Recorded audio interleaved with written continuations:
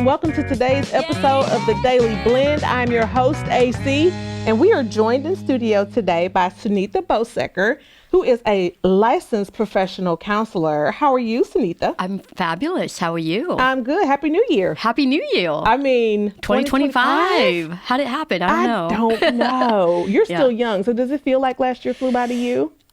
Yeah. Okay. Yeah. Okay, so it's not just me. It's just, time goes, I was just telling someone, like, your days are long, but your years are short. That's a really great way to put it, because Yeah. that's exactly how it feels. And then you look back and you're like, how did Christmas and all this happen so quickly? And now, New Year, And so 2025. now it's New Year, and you know what most of us do. We go and start making New Year's resolutions, like all these things that we're going to do.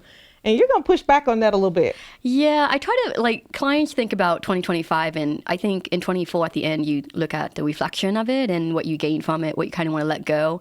And then when 25 comes, well, the new year, you're very into, like, okay, I want a lofty goal. I'm going to change things. I'm going to be better. So we have this, like, need to be in betterment mode. But I think you're getting out of hibernation mode, really. So it's like you may not have the energy yet to do those lofty things. So I always encourage people, especially counseling clients, like pick a theme for the whole year. Okay. And then allow that to kind of grow and expand and be kind of fluid. So, for instance, if fun is your theme for 2025, like maybe you want to have more fun, be more playful, have more joy, then think about that as your month is going, and like do activities or do things that you may be a little bit uncomfortable with, or things that you used to do when you were younger in childhood, like.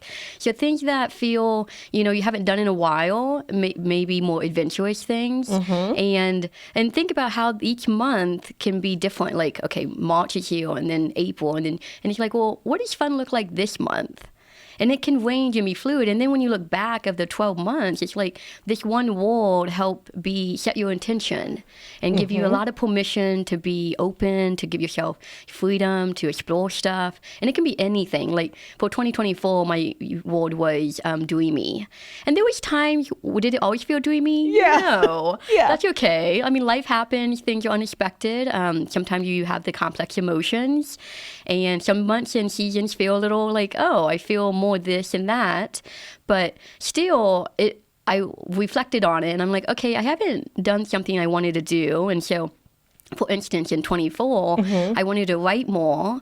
And so I started writing more articles and talking to a magazine about it. And did it happen quickly? No. It took half the year to get to that, right? But you have to pursue things like that. And since dreamy was my word for 2024, it helped me. It's going to push you somewhere. Yeah. And the nature of that intention is going to take you to a better version of that for yourself. So instead of saying, like, because it's typically the same, like what you hear mostly is the same kinds of things, right? I'm gonna body image. It's definitely, that's always a big one. And I'm imagining gyms are probably packed from today on, for the first probably 2 months anyway. Right. I'm sure there's a statistic about when that number goes back down. So. But a theme, I like that, a theme for the year. Like pick a word and just let that word. It can be a value. It could be a thing. Maybe I would encourage people, think of something you haven't experienced a lot of lately, or if you're like maybe you're missing. And I think playfulness comes up for people quite a bit in session, because I think as you will get older and you go through the decades, you don't kind of give yourself that type of permission to be childlike about things and explore. Like even taking half-day trips every couple months to a museum, or maybe an art gallery, or to the park, or do things you used to do when you were younger. It does influence you, and it starts to inspire you in a different way that might make you more motivated to, like, okay, I want to maybe walk with a friend every week, so that's going to help with the physical health and that kind of stuff. So do you have one that might come to mind for 2025? I'm thinking, like, all those sound good to me. I really like playful, because we do lose that, life be lifing, and when you're doing things or working or raising families or whatever it is, you the busyness of it all. Lose that kind of sense of playfulness that you had. But when you think about when you were younger, was that like the most fun time, like the playful part? You have so much creativity and you weren't so afraid. And I think that's really what the beauty is, right? We're not afraid. So don't be afraid of it. Just try things. And you can do it in small version. It's not like it doesn't have to be grand all the time for it to be impactful for you. It's usually your daily habits that shape you the most anyway. Yeah, that's very true. And so it's the things you do the most, right? The things that you repeat day after day. And so I guess even taking something like that, like whatever your word is, like me, I'm going to put it on my mirror in the bathroom. I got to look there every day, right? Top of mind. Top of mind. Top of mind, tip of tongue. That's what we say at home. So I want to see that word. And sometimes for me, visually seeing something, it reminds me, okay, let's keep it playful. Let's keep it light. Obviously we do what we have to do. We do the serious things all the time. Right. But there's nothing wrong with adding a little playfulness in there sometimes. Yeah. And here's the thing. Now, when you tell your friends the word, they're going to make you accountable.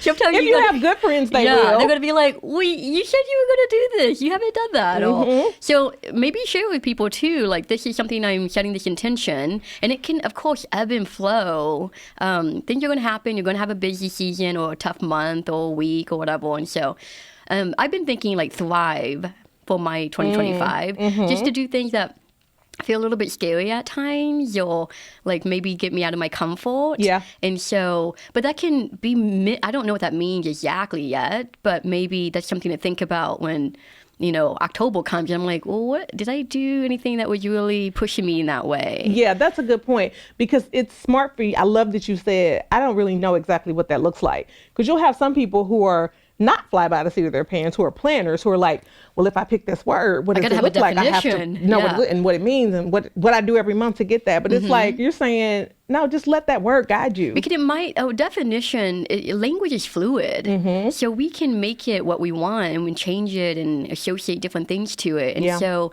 like a word is fun. Some things might be surprisingly fun, but you didn't think to do that. Yeah. Right? I'm sure there's times where you're like, I don't want to do this thing. And then you do and you're like, actually, I had a good time.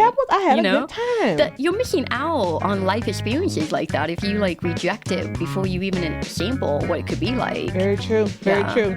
Well, I don't know. I feel like we all need to be laying on your couch. So we can find you at sunithalee.com. Sunitha, so much fun. Thank you for joining us. Always good to see you. Yes, always fun to see you. Always.